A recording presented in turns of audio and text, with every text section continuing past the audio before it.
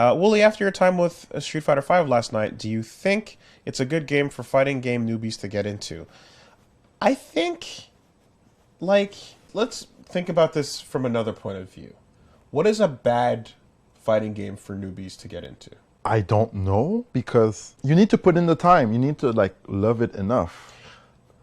I think a bad fighting game for new players is Marvel 2 and Marvel 3. I think those are just not going to help you in any way. Because? They're as fast as fighting games get. Okay. They're as complex with execution as fighting games get. And there's no systems to help you in the beginning. You get touched and you'll die. And if you don't know how to do your own version of that, then you'll just keep losing.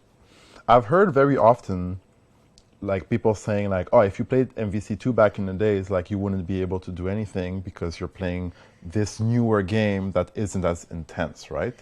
But I wonder if we actually gave them the information and, like... But I'm trying to address the point, right? Yeah.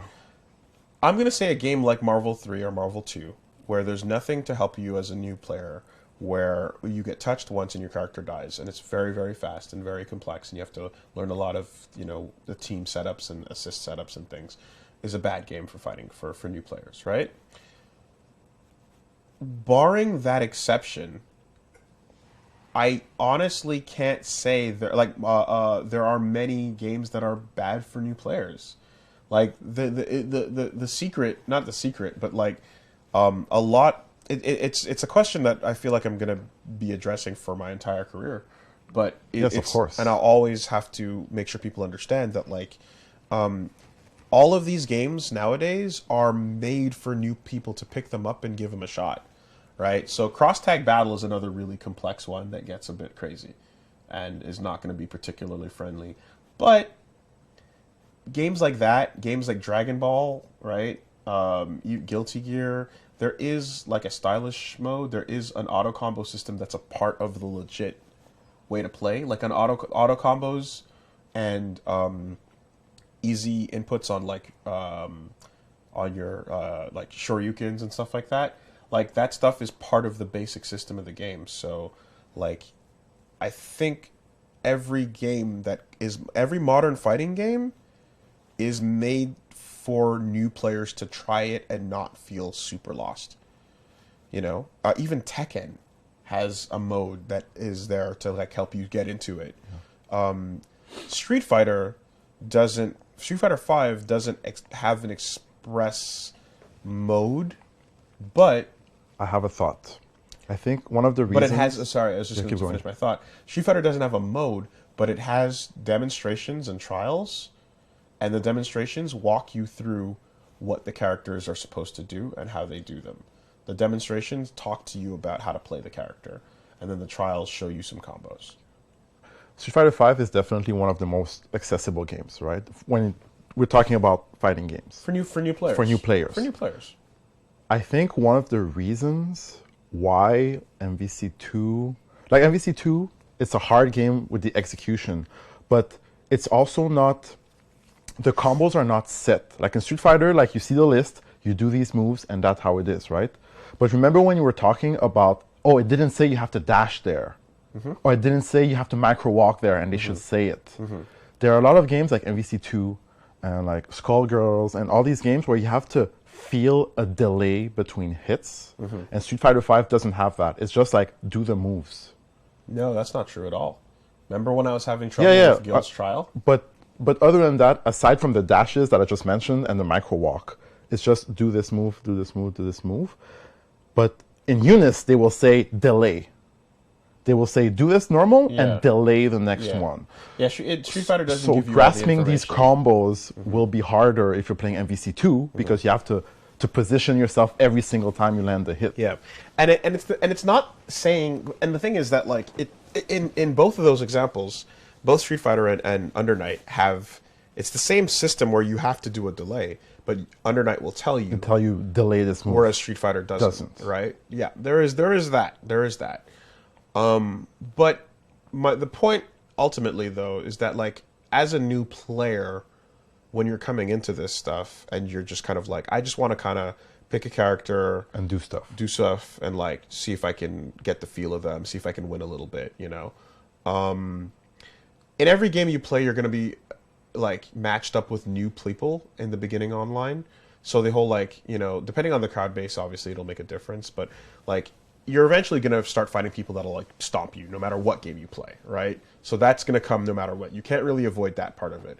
But in terms of you getting accustomed to things and whatnot, most fighting games nowadays do have like that ability. It's there. So I don't I want to make sure that people are aware that it's like the answer is the answer to what game you should try. Like you shouldn't pick your game based on whether you think it's good for new players or not. You should pick your game based on whether you think the game is cool, Yeah. whether you like the character, Yeah. whether you know you feel attracted to playing more of the game. Or the mechanics. Yeah, or, like yeah. that stuff is what needs to.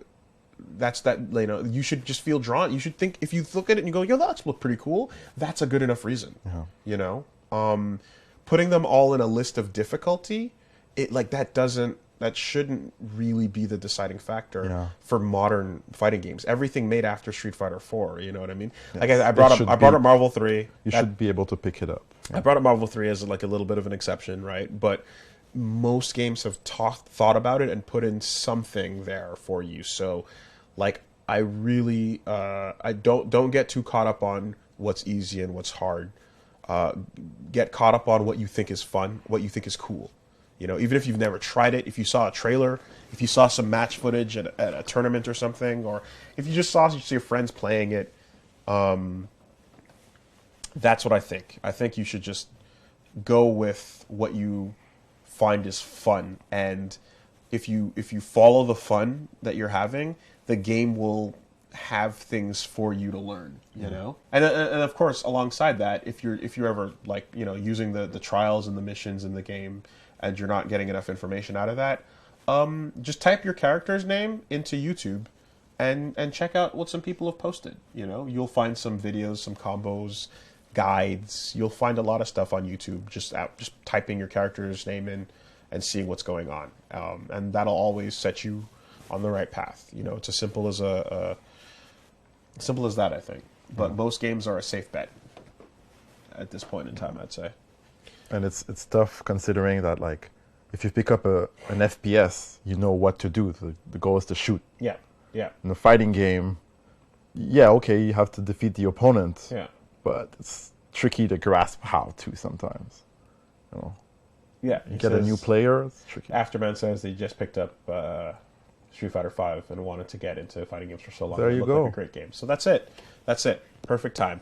So if you already bought Street Fighter 5, then yeah, go to those demonstrations. Right, it's under missions, I think, on the main menu, and then you go to there's going to be like trials, demonstrations, a couple other things.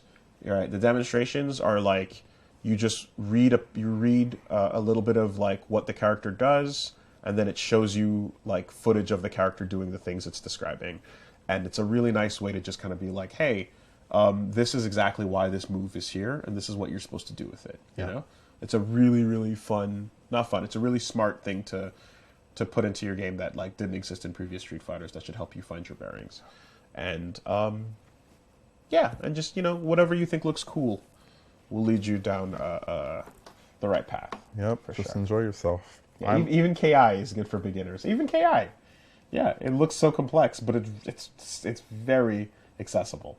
You know, If it's cool, it should give you enough incentive to want to learn more about it. It's going to drive you. that's the hope. Yeah, That's that is the hope. that's the key. Yeah. You know, you want to fall in love with a character, you want to fall in love with an aspect of the game, and then be like, oh, this is my thing, right?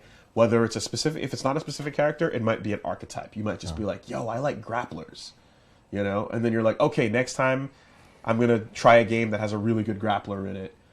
Even whatever else is going on with the game, if it has a really good grappler, I know that that's what I enjoy.